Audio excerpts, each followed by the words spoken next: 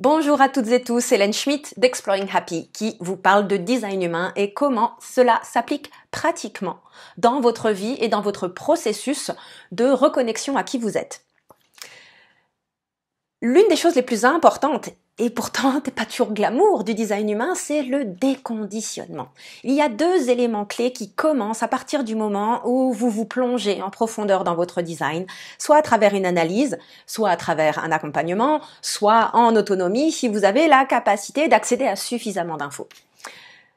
C'est le chemin d'alignement avec votre type, impliquant par ailleurs votre stratégie, votre autorité, et le déconditionnement du non-soi. Les deux vont être intimement liés parce que les conditionnements qui du coup remontent dans votre mental vont occulter votre capacité à soit appliquer votre stratégie, soit à écouter votre autorité, soit à, si vous l'avez écouté, autoriser le fait de suivre votre autorité. Donc déconditionner, ça va être capital et pour ça il y a tout un tas d'éléments à comprendre qui émergent à travers l'analyse de votre design. Ce dont je veux vous parler aujourd'hui, c'est les peurs. Alors, il faut comprendre une chose avant que j'aille dans ce détail. Il y a des gens qui ont d'ores et déjà fait un chemin fascinant d'alignement avec eux-mêmes, qui viennent à moi et qui se connaissent non seulement déjà très bien, mais qui en plus ont fait tout un chemin de déconditionnement indépendamment du design humain. Le design humain est un outil fabuleux d'introspection et d'outils pratiques de déconditionnement et de compréhension de tout ce qui se passe au niveau énergétique et mental. Et bien entendu qu'il y a plein d'autres moyens d'accéder à cette connaissance. Et même ces gens qui ont fait ce grand chemin vont tous être unanimes sur le fait que le design humain est un outil fabuleux qui leur permet d'aller encore plus en profondeur. Ceci étant dit, le chemin d'alignement avec vous-même et de déconditionnement, c'est le chemin d'une vie. C'est pas en mode, ça y est, j'ai fini, j'ai guéri toutes mes blessures, tout va bien. Non, vous vous mentez à vous-même. Et finalement, en fait, vous entravez votre bon cheminement en faisant de la sorte.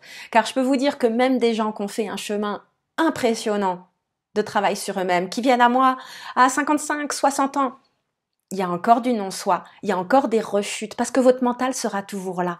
L'une des choses qu'on entend en design humain, c'est cette notion de 7 ans de déconditionnement. Oui, c'est un premier cycle. Ra le disait lui-même. J'ai écouté récemment là un enregistrement où il expliquait qu'il était à son 3e cycle de 7 ans. Alors quand j'entends des gens qui fanfaronnent en disant « c'est bon, j'ai passé mes 7 ans, je suis déconditionné », si vous entendez des analystes qui vous disent ça, fuyez.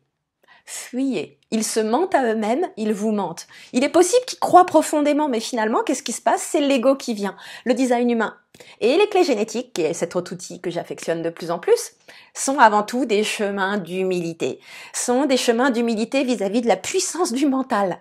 Et sont des outils qui permettent de dézoomer et de devenir de plus en plus observateur de ce mental en lui enlevant son pouvoir qu'il essaye de prendre constamment, c'est-à-dire de conduire votre vie et de le remettre à sa juste place d'outils. J'ai fait 2-3 vidéos là-dessus, n'hésitez pas à aller fouiller dans la chaîne. Sur le design humain ou sans le design humain, cette affirmation liée au mental est fiable. Donc revenons au sujet des peurs. Il y a 3 centres de conscience dans votre carte corporelle, dans votre body graph. Ces centres de conscience, c'est le spleen, la conscience de survie, le plexus solaire, la conscience émotionnelle, et l'ajna, la conscience mentale. Chacune des portes de ces centres correspond à un talent, un trait, une caractéristique qui vous est propre, à condition qu'elle soit activée. Et chacune de ces portes a une peur sous-jacente qui est cachée derrière. Au-delà de comprendre les thèmes du non-soi des centres qui vont être l'un des processus de déconditionnement de votre mental en observant ce non-soi à l'œuvre et comment il vient mettre le feu au mental, l'autre chose qui vient mettre le feu à ce mental, c'est vos peurs. Le design humain vous équipe pour que vous puissiez identifier, nommer, comprendre ces peurs et, encore une fois ici, être de plus en plus dans une position d'observateur, d'observatrice, plus ou moins amusée de ces peurs. C'est un chemin de pleine conscience, ni plus ni moins. Cela vous permet de comprendre la mécanique énergétique intrinsèque et extrinsèque qui est à l'œuvre et de voir comment certaines peurs peuvent être allumées par vous-même, allumées par quelqu'un d'autre et venir en fait créer un marasme mental énorme qui va vous éloigner de votre nature liée à votre type, de votre stratégie et de votre capacité à écouter votre autorité. Donc ça, c'est un des éléments clés. Pour comprendre qui on est, j'aime bien dire, il faut comprendre qui on n'est pas. Et ça passe par également la compréhension des grandes lignes des autres types qui vont nous conditionner d'une manière ou d'une autre, mais également la compréhension de vos thèmes du non-soi et de vos peurs diverses et variées qui sont cachées par là.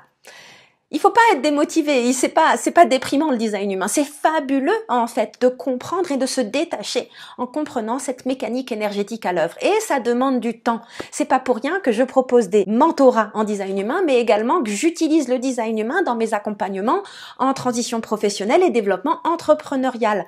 Pourquoi je fais ça? Car c'est un long chemin progressif de compréhension, d'acceptation, très important la phase d'acceptation. Sans acceptation, on ne peut pas passer aux deux phases suivantes qui sont l'intégration et l'incarnation. Et ça vaut pour le design humain, ça vaut pour les aspects haut potentiel, surdoués, zèbres que j'aborde par ailleurs dans d'autres vidéos. Ça marche par ailleurs pour les termes plus génériques de connaissance de soi et de développement professionnel. Dans tous les cas, vous allez passer par compréhension, acceptation, intégration pour arriver à cette incarnation. C'est un chemin progressif et ma grande passion et mon grand talent, c'est d'accompagner mes clients sur ce chemin d'appropriation profonde de qui ils sont. Selon les gens, ça va passer très vite par une traduction opérationnelle, entrepreneuriale, dirons-nous, pratico-pratique, si je peux m'exprimer de la sorte. Et il y a d'autres personnes pour qui le chemin de compréhension, d'acceptation et d'intégration va être plus long. Il n'y a pas de bonne et de mauvaise manière de faire.